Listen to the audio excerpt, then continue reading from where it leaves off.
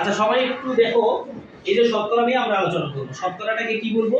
শতকরা হলো এমন একটি অনুপাত যা 100 এর ভগ্নাংশ রূপে প্রকাশ করা যায়। মনে থাকবে? যেমন 100 এর ভগ্নাংশ রূপে কিভাবে প্রকাশ করব? যেমন 1/100, 1/100। এই যেমন এটা কি লব, আমরা জানি না, আর এটা হর। এই যে আমরা ভগ্নাংশের কথা বলেছি, ভগ্নাংশটা কি জিনিস? ভগ্নাংশটা হলো লব আর হরের কি থাকবে? একটা অনুপাত থাকবে। অনুপাত মানে কি? ভাগ। অনুপাত মানে ভাগ। তাহলে এই যে আমরা শতকরাটাকে যে প্রকাশ করব, এইভাবে ভগ্নাংশ আকারে প্রকাশ করতে পারি। আবার এই যে শতকরা বলেছি, শতকরা মানেই হলো পার্সেন্টেজ। এই যে শতকরাকে এটা দ্বারা প্রকাশ করা হয়ে থাকে, কি দ্বারা? পার্সেন্ট দ্বারা। তাহলে শতকরাকে আমরা এটা দ্বারা প্রকাশ করতে পারবো। এছাড়া এটাকে যদি আমি আরো ভালোভাবে বোঝাতে চাই, যেমন আমাদের এরকম কখনো বলা হয়ে থাকে যে 1%। 1% মানে কি? 1/100। আচ্ছা যদি বলা হয় 5%, 5%, তাহলে আমরা কি লিখবো? 5/100। কথা বুঝতে পারছি? আমাদের পরীক্ষায় সংক্ষিপ্ত প্রশ্ন কিংবা এমসিকিউ প্রশ্নে ঠিক এইভাবে বলা হয়ে থাকে। চাইতে পারে যে এটা সমান কি, তাহলে আমরা ভগ্নাংশ আকারে এভাবে লিখতে পারবো, এইটার মানে যা, এরও মানে তা। কি বুঝাইতে পারছি? সবাই পারবো? সবাই ব্ল্যাকবোর্ডে তাকাও, দেখো এখানে আমি কি লিখেছি? 20% লিখেছি। এখন এই 20%টাকে যদি তোমাদের জিজ্ঞাসা করা হয় যে এটাকে সাধারণ ভগ্নাংশে প্রকাশ করো, পারবো সবাই? সাধারণ ভগ্নাংশে প্রকাশ করব, কিভাবে করব? দেখো এটা হচ্ছে আমরা লিখলাম 20, আর এই যে শতকরা চিহ্ন দেয়া আছে, শতকরাটাকে কি বলা হয়ে থাকে? পার্সেন্ট। এই পার্সেন্টের জন্য আমরা এখানে কি লিখব? 100। তাহলে দেখো তো এটা লব আর এটা হর, তাহলে কি ভগ্নাংশ আকারে প্রকাশ করা হয় নাই? তাহলে 20/100 মানে কি? এটাকে আমরা এখন ভগ্নাংশ আকারে লিখতে পারলাম। এবার যদি আমি কাউকে জিজ্ঞাসা করি 30%, এটাকে ভগ্নাংশ আকারে লিখতে বলতে পারি। আমি এখানে যে কাউকে যদি জিজ্ঞাসা করি, সবাই কি এটা পারবো? কি লিখবো? 30/100। তাহলে এখানে 30 উপরে লিখবো আর নিচে 100 লিখবো। তাহলে পারছি না? ওকে, পারবো সবাই? শোনো, এখন যেটা আমরা করব, তোমাদের পরীক্ষায় একটা গুরুত্বপূর্ণ একটা প্রশ্ন হচ্ছে যে 5% মুনাফার হার বলতে কি বোঝায়, কিংবা 10% মুনাফার হার বলতে কি বোঝায়, অথবা 2% মুনাফার হার বলতে কি বোঝায়। যদি এরকম কোনো প্রশ্ন বলা থাকে তাহলে আমরা এইভাবে লিখবো। যেমন আমি এখানে একটা প্রশ্ন তোমাদের তুলে দিয়েছি যে 5% মুনাফার হার বলতে কি বোঝায়। কি বললাম? কি বোঝায়। তাহলে আমরা কি উত্তরটা লিখবো যে 5% মুনাফার হার বলতে বোঝায়, কি বোঝাবে?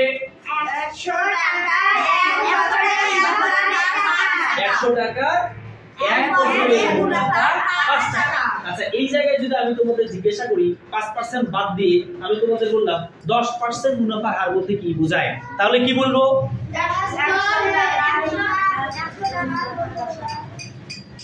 কে বলবা? ইয়া দাঁড়াও তো, শর্মা দাঁড়াও, বলো এখানে 10% মুনাফার হার বলতে কি বোঝায়? 100 টাকায় 1 বছরের মুনাফা 10 টাকা। ওকে, ওদের জন্য একটা হাততালি। ওকে, তোমাকে অসংখ্য ধন্যবাদ, বসো। আচ্ছা এবার যদি আমি আরেকজন কাউকে জিজ্ঞাসা করি, কে বলবা? জি স্যার, দাঁড়াও, তুমি বলো এখানে 20% মুনাফার হার বলতে কি বোঝায়? 100 টাকায় 1 বছরের মুনাফা 20 টাকা। ভেরি গুড, সুন্দর হয়েছে, চমৎকার, বসো। ওকে, তোমাদের পাঠ্য বইয়ের 95 পৃষ্ঠার একটি অঙ্ক আমি এখানে তোমাদের বোর্ডে তুলে দিয়েছি, ওইটা এখন আমরা সমাধান করার চেষ্টা করব। যেমন প্রশ্নটা হচ্ছে কি, সখীপুর গ্রামের মোট জনসংখ্যা 1280 জন, তার মধ্যে 40% লোক শিক্ষিত লোকের সংখ্যা নির্ণয় করো। আমরা এখন সেই অঙ্কটির সমাধান করার চেষ্টা করব। এখন এখানে মজার একটা বিষয় আছে, আহামরি কোনো কঠিন অঙ্ক নয়। খেয়াল করো, এখানে একটা গ্রাম, যে গ্রামের নাম সখীপুর, সেখানে মোট জনসংখ্যা হলো কয়জন? 1280 জন। Very good. তার মধ্যে 40% লোক শিক্ষিত। 40% মানে কি? 40% মানে হইলো 100-র মধ্যে 40, 100-র মধ্যে 40। তাহলে 100 জনের মধ্যে শিক্ষিত কয়জন? আমরা এখন সেই অঙ্কটি করার চেষ্টা করব। আমরা এখানে লিখব যে 100 জনের মধ্যে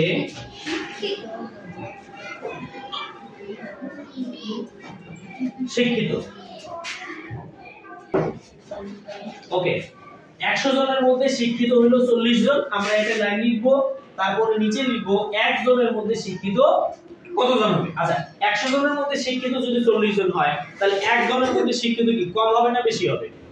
কম হবে না? কম হলে কি হবে? ভাগ হবে। কম হলে ভাগ। তার মানে যে 40 উপরে আর 100 নিচে লিখলাম। এরপরে আমাদের মোট জনসংখ্যা কতজন ছিল? 1280। তাহলে আমরা এখানে লিখব 1280 জনের মধ্যে শিক্ষিত কয়জন। তাহলে এখানে লিখব 40 গুণন 12 80, নিচে ভাগ কত? 100। ওকে, আমরা এখন এই অঙ্কটা যদি কাটাকাটি করতে চাই তাহলে কি করব? দেখো, কাটাকাটিটা সবাই একটু খেয়াল করো। এখানকার একটা শূন্য আছে না, এটা কাটবো, এই শূন্যটাও কাটবো, আবার এইখানকার শূন্য কাটবো, এইখানকার একটা শূন্য কেটে দেব। শূন্যের কাটাকাটি করাটা খুব ইজি, তাই না? আচ্ছা, নিচে কিছু আছে? এক আছে। এক থাকলে নিচে তার কোনো মূল্য থাকে না, আমরা ওই এক নিয়ে আর কোনো চিন্তা করব না। তাহলে উপরে যেটা যেটা থাকবে সেটা একবারে গুণ করে দিব। 4 আর 128 আছে। 4 আর 128 গুণ করলে কত হবে? কত কত? 4 আর 128। 4 আর 128 আমরা কি করব? গুণ করলাম। গুণ করে কত আসছে? 512 জন। তার মানে 100 জনের মধ্যে শিক্ষিত ছিল 40 জন, আর 1280 জনের মধ্যে শিক্ষিত হলো 512 জন। এখানে আমাদের যেটা প্রশ্ন ছিল শিক্ষিত লোকের সংখ্যা কত, আমরা কিন্তু করে ফেলেছি। কেমন? সবাইকে বুঝতে পেরেছি? জি স্যার। তোমরা যারা এখনো বুঝতে পারো নাই, তোমরা আমাকে বলতে পারো, আমি আবারও চেষ্টা করব বোঝানোর জন্য। আসো কেউ যে বোঝে নাই? ওকে, থ্যাংক ইউ সবাইকে। দেখো, 1280 জনের মধ্যে শিক্ষিত কতজন আসছে?